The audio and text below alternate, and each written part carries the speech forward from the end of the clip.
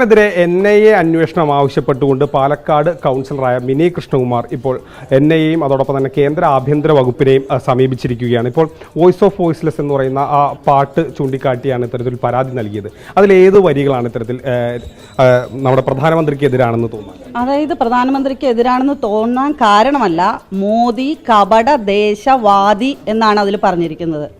വാളെടുത്തവൻ എന്നുള്ള പ്രയോഗം അതിനകത്തുണ്ട്, ഊരു ചുറ്റുന്നവൻ എന്നുള്ള പ്രയോഗം അതിനകത്തുണ്ട്. അതെന്താണെന്ന് വേടൻ വിശദീകരിക്കേണ്ട റൈറ്റ് വേടനുണ്ട്. നമ്മൾ പറയുന്നത് എന്താണെന്ന് അയാൾ തന്നെ നമുക്ക് പറഞ്ഞു തരണം. ഡയറക്റ്റായിട്ട് അയാളും പ്രധാനമന്ത്രി നരേന്ദ്രമോദിജിയെ പറഞ്ഞിരിക്കുകയാണ്. അത് ഞാനൊരു ഇന്ത്യൻ സിറ്റിസൺ ആണ്, ഒരിക്കലും മറ്റൊരു കൺട്രിയിൽ ഇത്തരത്തിലുള്ള പ്രവണത ഒരു കാരണവശാലും അനുവദിക്കില്ല. പിന്നെ എന്തുകൊണ്ടാണ് ഈ കേരളത്തിൽ ഇത് പറഞ്ഞിട്ട് ഇത്രയും ഡിലേ ആയത് എന്നുള്ളത് എനിക്കറിയില്ല. എൻ്റെ കണ്ണിൽപ്പെട്ട ഉടനെ തന്നെ ഞാൻ ആഭ്യന്തര മന്ത്രാലയത്തിനും NIAയ്ക്കും പരാതി കൊടുത്തിട്ടുണ്ട്. 4 വർഷമായി ഒരു പാട്ട് ഇറങ്ങിയിട്ട്